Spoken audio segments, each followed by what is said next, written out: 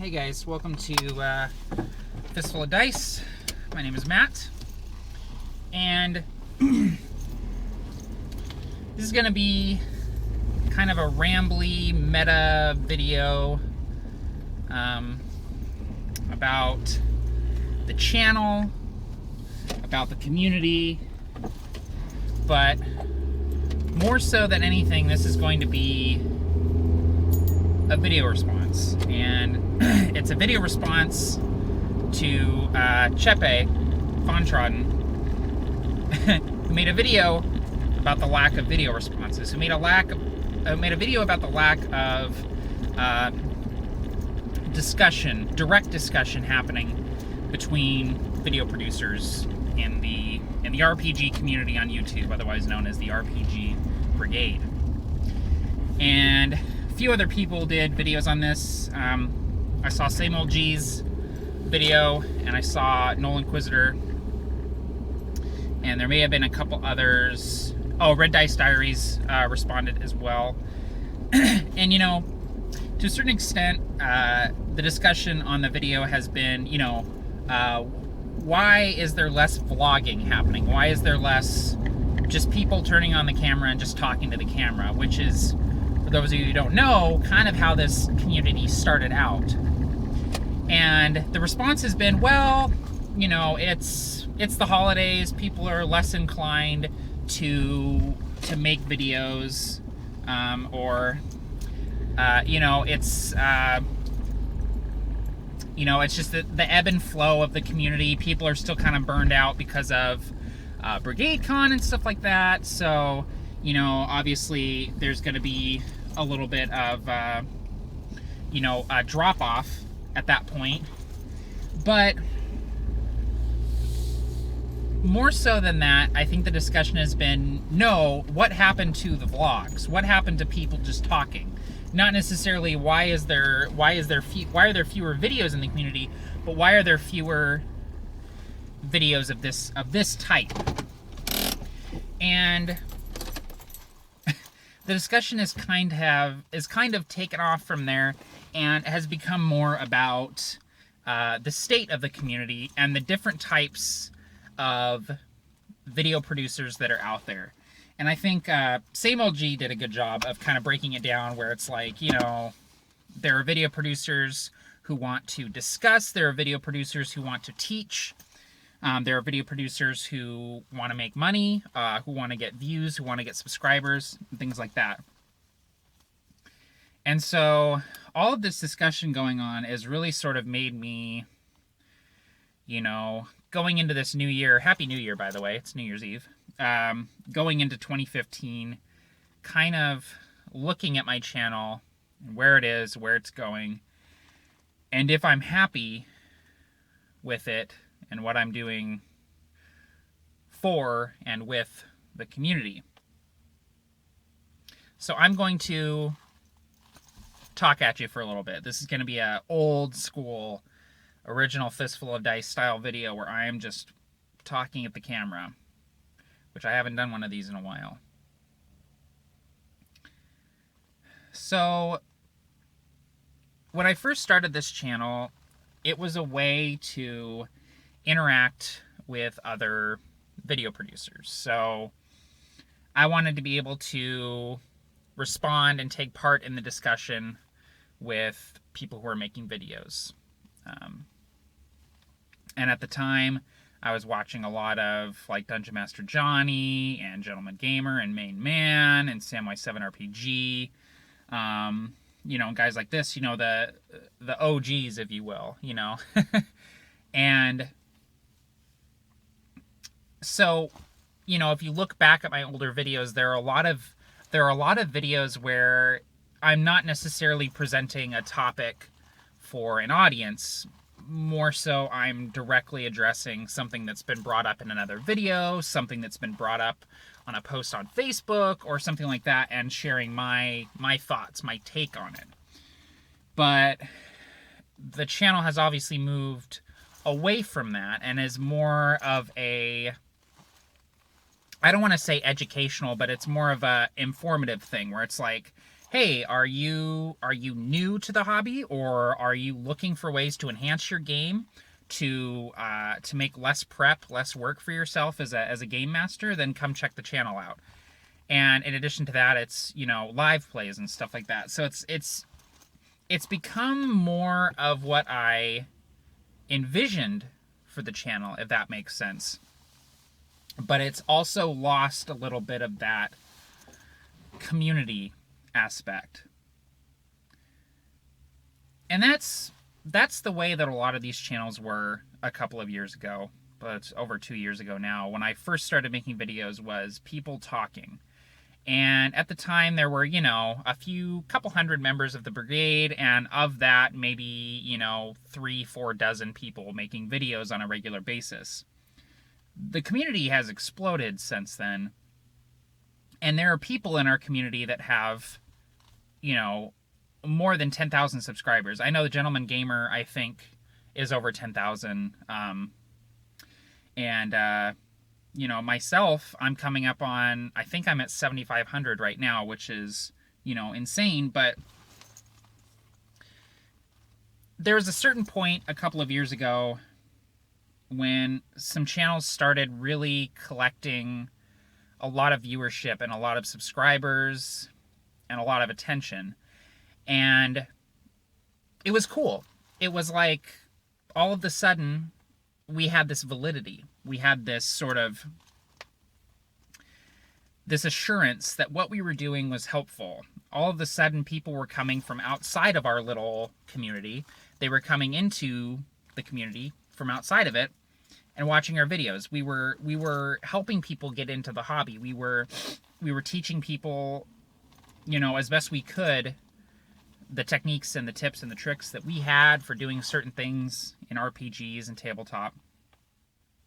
And all of a sudden, we had this opportunity to do something more educational, more informative, something that was going to help actually expand and grow the community, bring new players in and show them the ropes. Things that people can't get from reading a book, things that you have to learn through experience and from other gamers. And certain channels who gained all of these views and subscribers saw an opportunity to capitalize on it, to make money. And they did so. I'm really trying to be I'm not trying to start anything here. There was one channel in particular that did some really, really shady things. That this person thought that hurting other channels was the best way to improve their channel. So instead of trying to make better content, more original content, they decided that they were going to put other people down to bring themselves up. And when this came to light, that they were doing some shady things in an attempt to make this, what we're doing, a job, which, let's be honest, there's not really a way to make this a job. In doing so, people in the community turned away from the idea of the professional vlogger, or the idea that the channel can be professional, because the higher production quality, the more like cohesive, sort of coherent editing and stuff like that, sort of came off in a similar vein as that particular channel, that it was trying to boost ourselves up to gain subscribers, to gain views, to get money, things like that. And it's really too bad that channel sort of put that bad taste in everybody's mouth, because there is something to be said about putting out a more professional looking, sounding video and still being able to interact with the community. This is just super rambly and not cohesive at all, but that's what I'm trying to say here.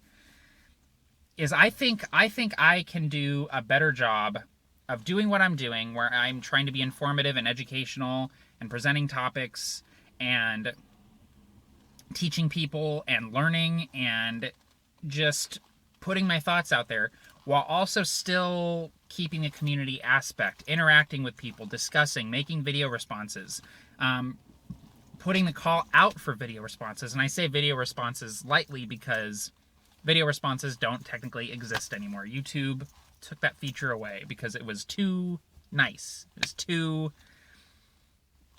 was too helpful to have that feature, so they took it away. But I think it is possible to have a channel that is professional looking and sounding, that presents itself in a way that is accessible to the public, to somebody not involved in our community, and also still be involved in that community. And I feel like, I've sort of gotten away from that, but I feel like I can do that. I feel like I can do videos responding directly to people. I can do videos conversing with guys like Same Old G and Fodtrodden. And I can also do Hero Workshop, where I teach people how to make D&D characters. I can do campaign crafting, where I talk about, how to cohesively put together a killer campaign for your group. I can do Monster Matters, where we discuss, villains and monsters, and I can do all of these things and still be a part of the community. And I think Same Old G said it best in a comment when he said that some of these channels act like they exist in a vacuum, like they're the only channel.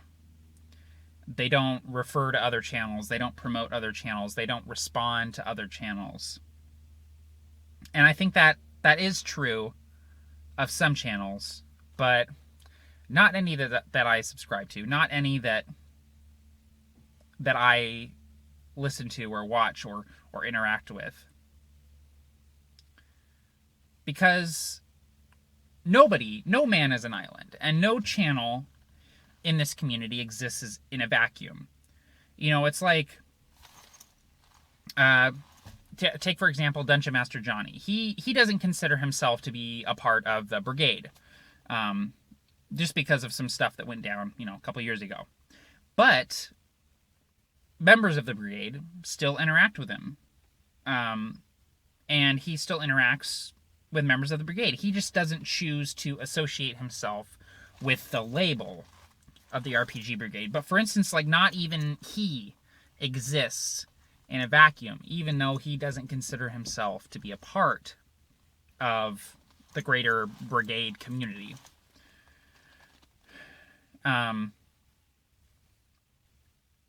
So no channel exists in a vacuum, like Same Old G says. And I think it's important to remember that. And I think it's important to remember that so long as we continue to hold true to the aspects and the ideals that made the community great in the first place, which was interaction, discussion, and helping each other, I think the Brigade will never lose its heart. And I think BrigadeCon is a testament to that. The fact that, we put on this convention, this online convention, with zero experience, with 2 months' time to prep for it. We put on a 24-hour live gaming event, over 200 attendees, $1,300 raised for charity. I mean, we did some real good in the world. We did some viable, traceable good in the world in doing that. But even that's a point right there. People were afraid that we were going to be that we were doing something shady with BrigadeCon. There were a couple of comments that we would get where it would be like, I would feel, or I don't feel comfortable giving anyone in this community my money, even though we weren't accepting money. It was all through a third party. It was through a widget directly giving to Child's Play.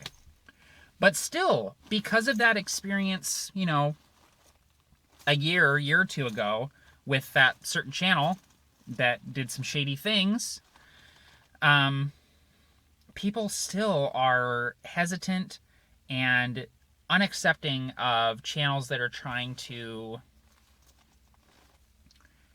and I say professional in the loosest term, but give a more professional feel to their channel, I suppose. So, but I think for every for every channel that has a special effects and a green screen behind them and music and sound effects and production value and a good camera and a good microphone, for every channel that does that, there's two more channels of a guy walking around a lake filming on his cell phone talking about RPGs. And I think that is something that is a good thing. That is a testament to this community, the fact that we can have both of those things existing together and interacting with each other, being a part of the same community.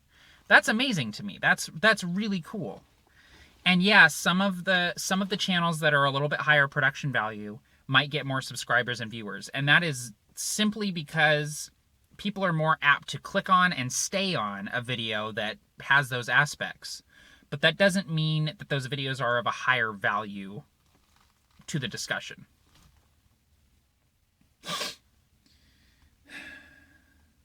Have I made a point yet? I don't feel like I have.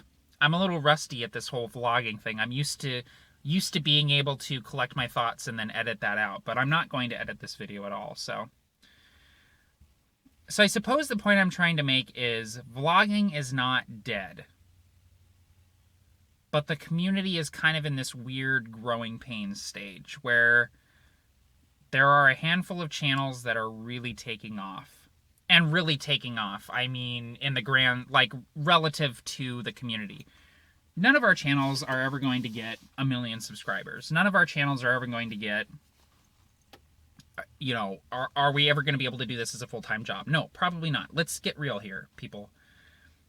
I have 7,500 subscribers, and I can barely cover my internet costs every month with the amount of money I make off of the channel. That's it. I have zero interest in setting up a Patreon. I have zero interest in accepting donations. I do not want this to be my job. If there was a way where I could make this my job, where I don't have to compromise on what I want to do with the channel, where I don't have to put out crappy content, then yeah, I would do it as a full-time job. But there's no way for me to be able to do this as my job or make a significant sum of money without compromising on my ideals, without doing something shady. None of us are going to be doing this professionally. So when I say professional, that's not what I mean. What I mean is there are certain channels in this community that are louder than others within the grand scheme of things. And that's okay. That's going to happen. I mean, that's just how it is.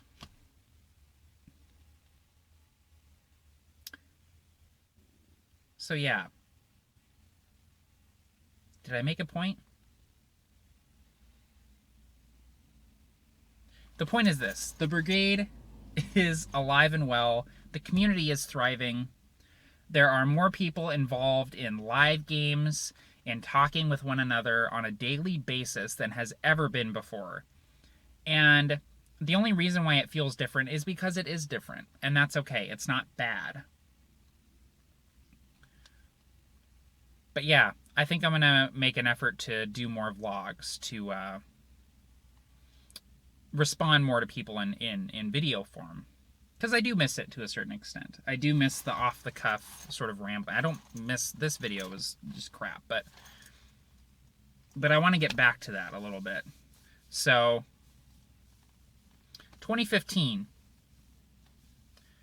This is the third year that my channel will be around. 2015. Started this in 2012. 2015 is, I think, is the year that we're gonna hit 10,000 subscribers. I think it's the year that I'm going to wrap up some of my ongoing video series and also start some new ones. It's the year that I'm going to continue running games for the Provokers. And it's the year where I make more of an effort to be a part of the community, to be a voice in the discussion, and not just a man on an island existing in a vacuum. So,